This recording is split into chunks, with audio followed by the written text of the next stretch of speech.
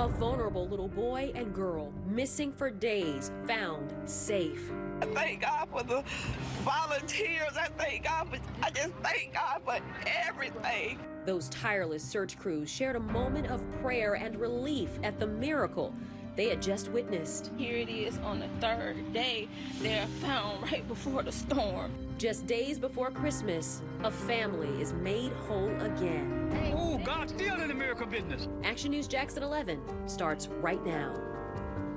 And here they are, 6-year-old Braxton and 5-year-old Briah, sitting on the laps and in the arms of the men who are a part of a team that rescued them. The children were found deep in the woods in West Jacksonville today, hungry, a bit dirty, but again, safe. And they even asked about a pizza. It is the ending the family and our entire community have been praying for. The 2 missing children were found safe after more than 2 days in the woods, all alone.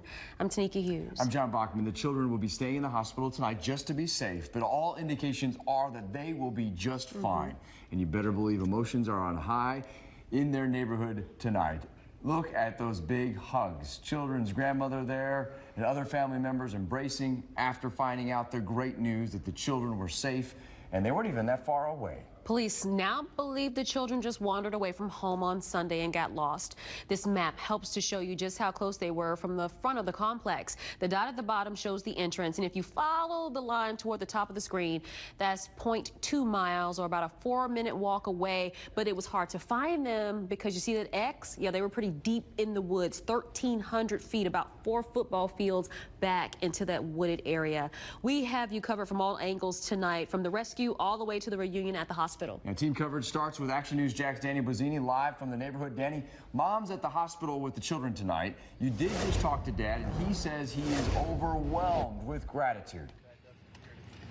According to our sources, the children are still in the hospital receiving treatment for Yeah, I spoke to the dad about an hour ago. He tells me that his prayers have been answered. He says his kids are fighters and that they're doing really well just being held overnight for observation. The entire family says it's a miracle. I just thank God for everything. Thank y'all. That's all family and friends kept saying over and over again after learning that Braxton and Bria were found safe. It's a miracle that they found these kids. Yeah, I'm just happy that they found these kids. Just minutes after learning the good news, they all rushed together in the street near the spot where the kids were last seen playing on Sunday morning. It was a happy reunion tonight, family members hugging each other with tears in their eyes. Grateful for the good news. Oh, God's still in the miracle business. But I give the daddy credit. He didn't give up. He said God still can work miracles. And I'm glad we see it now. It's the ending they had been praying for. Perhaps the miracle they were hoping for. I can sleep right now. Before then, I mean, just up all night. So I feel good right now. Joy. A big sigh of relief for everyone involved. The family says they can't thank everyone enough. The police, the firefighters, the community for their unending support and prayers. They say they finally can get some sleep tonight. Live in White House, Danny Bozzini, CBS 47, Fox 30, Action News Jax. The 2.5-day search effort to find these children was massive. It involved more than 150 people from several agencies. JSO officers searched 430 homes in the area. Dive teams checked 20 different bodies of water. Helicopter and drones were used to search by air, and a K-9 unit was used to try to pick up the children's scent, but they never could. All of that manpower was worth it. At around 4 p.m. today, the children were found, and you can see the crew involved in the rescue dropped to their knees. They prayed and hugged, and perhaps no moment was sweeter than this. 2 of the rescuers snapped a quick picture with the children that they spent more than 2 days looking for. Team coverage continues with Action News Jax, Elizabeth Pace. This is where I saw the group of JSO and JFRD after they found the 2 missing children. And take a look. They keep talking about how dense this area is. And when you step up closer, I'm going to use my flashlight to show you. I mean, you can barely walk past there. But when you do get back there, you see little pockets of where children could have been hiding. A massive search effort boils down to this. Our cameras were rolling just moments after the 2 missing kids were found safe. I saw JSO and JFRD clap slap, and even take a knee. One officer described it as a blessing. We talked to JSO Sheriff Mike Williams shortly after. A combination of JSO personnel and urban search and rescue from JFRD located both children in a dense wooded area, probably about 400 meters or so into the wood line. To put that into perspective, that's roughly 4 football fields deep into the woods. Sky Action News Jax flew above the same area throughout the 3-day search, and you can just see how dense it is. Sheriff Williams believes at some point the children made their way to an old pump house for shelter. Today, a firefighter searching the area heard a child's voice. The crew fanned out, and the children were found in that small wooded structure. They described it as being maybe a small fort or an old dilapidated pump house is how the rescuers described it. We watched 2 ambulances pull away. Sheriff Williams says Braxton and Bria only had a few bumps and bruises. He described it as a Christmas miracle. Now police say they're going to continue to go through this area to see what else they can find since the 2 children were found in this dense wooded area. Reporting on the west side, Elizabeth Pace, CBS 47 Fox 30, Action News Jax. Well, Elizabeth just mentioned that this was not an easy search at all. Dense woods, swamps, wildlife, snakes. Action News Jax law and safety expert Dale Carson stood along that same wood line there with us today. He explained why technology didn't help much in this search there. You can see in here it's just dense, but a child can easily crawl underneath here. And you can see underneath there, you'd never find them. Even thermal imaging wouldn't pick that up. A source tells Action News Jax both children will stay in the hospital overnight, as I mentioned, just to make sure that they are okay. Team coverage continues with Action News Jax Russell Colburn live at UF Health. And Russell, we saw family members come and go a few times. And John, let me show you where they've been. Let me point you to the pediatric emergency room here at UF Health on kind of a messy, rainy night here. And we know that the children were given an IV after 9 o'clock, and that has to do with all the dehydration they were facing. Here's another look at that photo of Bria and Braxton Williams safe in the arms of the firefighters who found them this afternoon. The JFRD caption in their tweet read, they weren't going to let them go until they were at the hospital. And that happened late this afternoon. You can see they have their snacks and water bottles there. We also know they got a pizza later. JSO did say they were likely dehydrated from spending all that time outside, but the good news is they only have bumps and bruises, no serious injuries. And we know that wooded area near that home is a swampy one filled with water moccasins. Pretty treacherous, but the First Alert Weather Team said it's been warm and muggy at times the last few days. So as we've been talking about, dehydration would have been a real concern. And had they been out again tonight, temps will fall into the 40s. Certainly uncomfortable, considering especially what the children were wearing, and it's a good thing that did not happen. Of course, we will continue to monitor the condition here at UF Health, let you know of any activity on air and online at actionnewsjax.com. At UF Health, Russell Colburn, CBS 47 Fox 30, Action News Jax. Right now, a lot of people still talking about this story on social media, including Mayor Lenny Curry. Less than a half hour ago, he tweeted this, saying he was overjoyed to hear that Braxton and Bria were found safe. And the story hits close to home for him because he is, of course, a dad of 3 and can only imagine the fear and now joy that the family is experiencing. Families who live in the White House neighborhood in West Jacksonville also breathing easier tonight, but it was a much different story earlier today. And just before noon, JSO announced they were looking for a suspicious man in a white car, and they thought it could be connected to the kid's disappearance. Team coverage continues with Action News Jax Christy Turner. Christy, you've been out there talking to those neighbors. They are relieved. And people here in this community tell me they were losing sleep while the search was going on for the kids. They were worried the children were kidnapped, but now police say they believe the children, brother and sister, wandered off on their own. So those fears have faded in this community tonight, and families here say they feel much safer. We're standing at the front entrance of Paradise Village. If you take a look at this map, this is right around where we're standing. This is where the mobile command center used to be. Over here is where the children live with their family. They were found about 400 meters into the woods near this side of the neighborhood. I spoke to a neighbor who helped in the search. She says she couldn't rest until she knew the outcome. I don't mean to tear up, but it's just to think that these babies have been out there in the woods for 3 days, and then here it is on the 3rd day they're found. There are a lot of emotions in this community tonight. Many people are calling this a miracle. They say this is the happy ending everyone was hoping for. Reporting live in the White House neighborhood, Christy Turner, CBS 47, Fox 30 Action News Jax. Well, really, again, we are talking about the best possible ending here. Braxton and Bri are safe and expected to be okay. Yeah, it's been a long few days for the family and everyone involved in this search effort. And you can see all the emotion from the last few days on the Action News Jax mobile app. And count on us to be there when the kids leave the hospital and are back home with their loved ones. Stay with actionnewsjax.com for continuing coverage. And I'm First Alert meteorologist Garrett Beaton. Right now, tracking a cold front pushing through the metro right now, bringing cold air behind it. A band of light sprinkles moving through downtown Jacksonville right now. How cold we get tonight, then we're back to the 30s. It's coming up in the Action News Jax First Alert 7-day forecast. Still to come on Action News Jax at 11, a brother and sister found safe days after they vanished. God still can work miracles, and I'm glad we see it now. How the community is reacting tonight. Plus, the head of JEA is out. I asked Mr. Zahn for his resignation on December 13th. Why this could be just the beginning of change at the utility. Next on Action News Jax at 11. Hi, I'm Tech Sergeant Carla Beatty from the 332nd Air Expeditionary Wing, and I'd like to send season's greeting out to my mom, Corliss Wilson, and my sister, DeJanelle McGoy, in Hollywood, Florida. Hi, guys. I love you. Merry Christmas. See you soon. This holiday greeting from our military is brought to you locally by Millennium Physician Group. A live look tonight at UF Health, where 6-year-old Braxton and 5-year-old Bria, the siblings who disappeared on Sunday, are now getting checked out. They're expected to spend the night just as a precaution.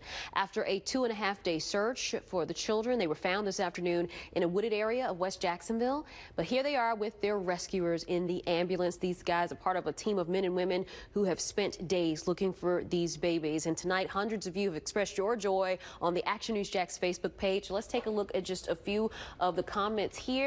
Right now, Deborah says, way to go, JFRD and JSO, doing a line search, found these kids. Great work, guys. A Merry Christmas to this family. Something here from Emily. Thank you to all who were involved with this search for a positive outcome. And then Ruben says, thank God these 2 little angels were found safe. Poor babies just wanted a cheese pizza with a smile. Because, yeah, firefighters said that they had candy and water and said, where's the pizza? Well, there are other families out there, though, hoping for a similar ending. Right now, you're looking at the faces of 2 Amber Alerts that are active in the country. On the left, 5-year-old Dulce Alves, who was seen in September in Bridgeton, New Jersey. And then on the right, Vanessa Morales. She was last seen in Connecticut. So if you have any information about these cases, you're asked to call 911 to help bring these little girls home. JEA's CEO Aaron Zahn is out and Melissa Dykes is in, at least temporarily. The president and chief operating officer is now the interim CEO of the public utility.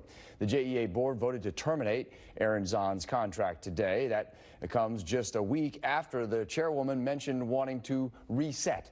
Action News Jax Courtney Cole was there as the JEA board of directors moved to terminate Zahn, who is now on paid administrative leave. But Aaron Zahn, he's only on paid administrative leave while his lawyer and the city work to negotiate an exit deal. Board chairwoman April Green says that when they voted to unanimously bring Aaron Zahn in, they thought he was the guy for the job. And now less than a year later, they say they know he's not. It is my intention today to ask for his termination. After less than a year as the head of JEA, April Green called for CEO Aaron Zahn's termination. I asked Mr. Zahn for his resignation on December 13th, that was last Friday. JEA just can't seem to escape controversy. The most recent involved a plan that would have lined the pockets of some of the highest paid employees. It was scraped, with Zahn having no explanation about where the idea even came from. Many city council members also have criticized what they call a lack of transparency involving the possible sale of the public utility. Some people felt like Aaron Zahn should have never had the job in the first place. So now do you think that they've been proven to be correct? I will tell you that we're human. We voted unanimous on Mr. Zahn's contract, and at that time we believed that he was the man for the job. And here's where that leaves Zahn today. According to JEA's legal counsel, Zahn is on paid administrative leave now, and the Office of General Counsel has the next 7 business days to negotiate his employment contract, and that includes termination without cause, which would be effective immediately. The Office of General Counsel also can now move forward to investigate. Green says the CEO selection process will probably be up for discussion at their next board meeting, January 28th. Zahn can be terminated with cause or without cause. And let's go ahead and take a look at the difference in severance and the difference in how much of your tax dollars Zahn could walk away with. If Zahn was to be terminated with cause, the paychecks stop after his effective date of termination. But if he's terminated without cause, he'd get $200,000 for 20 weeks of severance. That's the maximum amount of time for severance in the state by law, and thousands of more dollars for health insurance and his consulting agreement. Reporting at JEA headquarters, Courtney Cole, CBS 47, Fox 30, Action News Jax. All right, as far as what this means for the potential sale of JEA, the board will move forward, but there are some on the council who want to see the process slow down. Action News Jax will continue to follow all the new developments.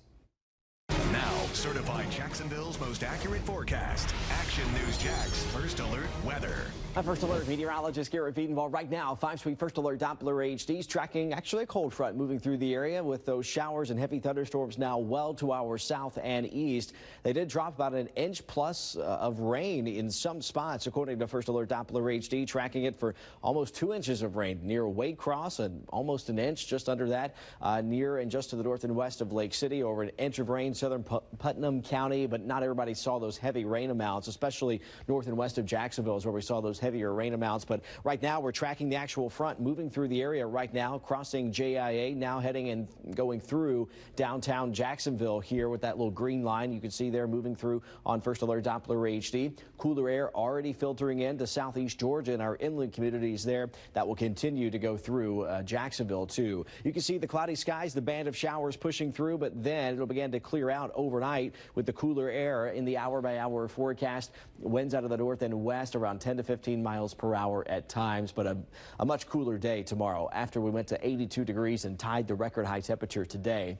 We'll drop down into the 40s overnight tonight. By the time you wake up tomorrow, we'll be in the 40s still through about 9 to 10 a.m., about 50 degrees by 11 a.m. or so. But as we go through the hour-by-hour forecast, we're just going to be in the mid to upper 50s for tomorrow. It's going to be a cooler than average day. But as we go and look ahead into your weekend, the last weekend before Christmas, if you got any outdoor shopping, outdoor plans, holiday parties going on here this weekend, we're going to be watching the potential for a wet at least into the weekend in the late day on Saturday and into Sunday. An area of low pressure looks to be forming in the northeast Gulf of Mexico and spiraling moisture up into northeast Florida and southeast Georgia. So it looks to be if you have any nighttime plans on Saturday and into Sunday, at least right now, we could be seeing some wet weather. In fact, inches of rain before it's all said and done through Sunday. Here's the rainfall forecast through Sunday as it stands right now. Could see over 3 inches of rain in some local neighborhoods. This is the forecast we'll be updating for you here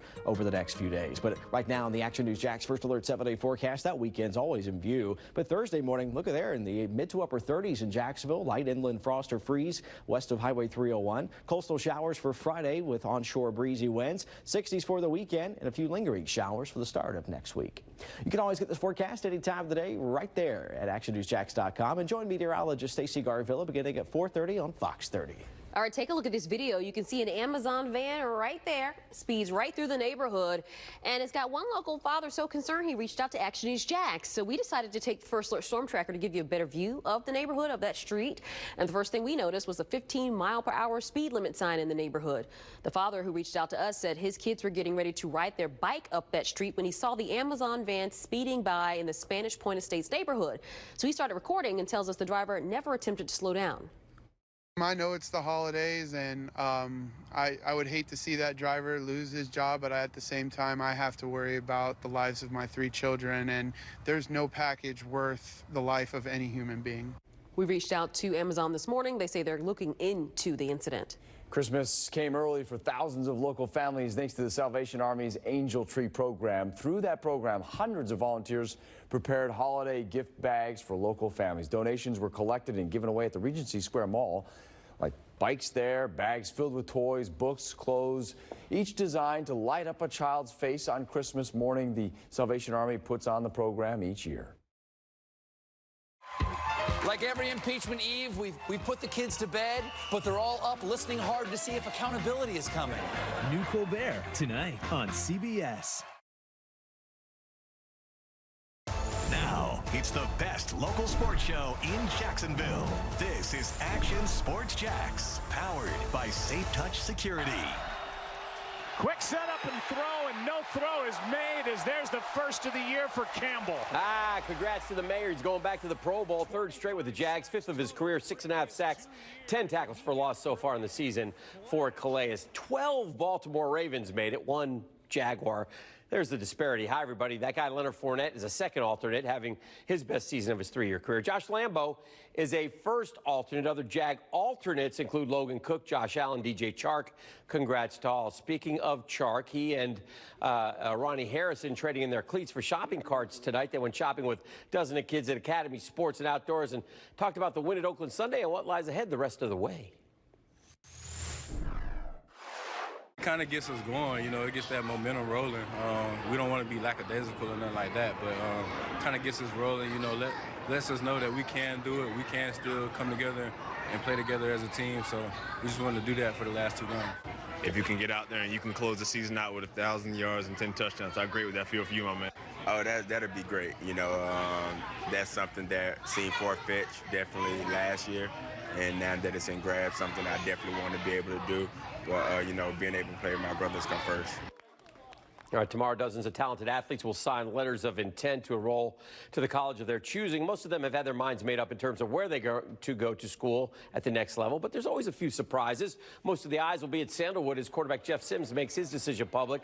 Originally committed to FSU, but due to the turnover in Tallahassee, reopened his recruitment, narrowed his choices to 3 schools, Georgia Tech, Maryland, and Florida State. Other notable signees include Mandarin's Carson Beck, heading to Athens to join the Bulldogs immediately, by the way. Trinity Christian's two-way star Fred Davis is going to Clemson, and our 2019 Blitzies Player of the Year, Jordan Smith, will take his quarterback skills to South Florida. Gators in Brooklyn tonight, the Naismith Basketball Hall of Fame Invitational against Providence. Keontae Johnson with the early hoop for Florida. They built a big first-half lead. Later, Kerry Blackshear inside for 2, sat out much of the game with foul trouble, didn't matter much. Andrew Nemhard knocks down a 3, 9.7 assists, and a real good game for the point guard.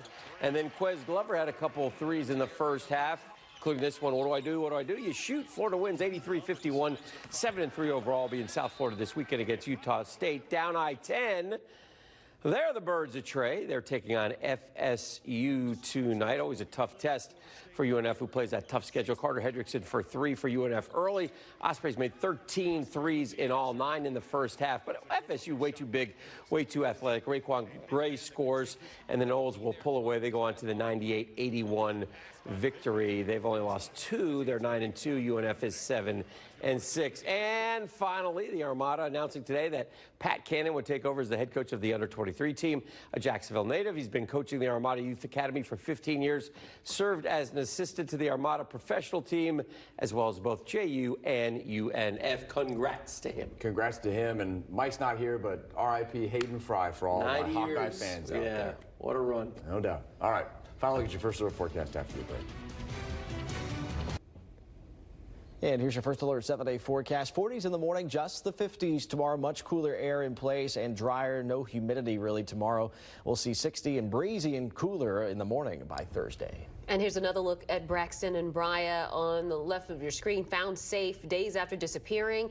They are expected to be released from U of Health tomorrow, being kept as a precaution. Action News Jacks will be there when they come home. We'll bring you team coverage on CBS 47 and Fox 30 starting at 5 a.m. Again, a great outcome for this family. Enjoy it. Have a good night.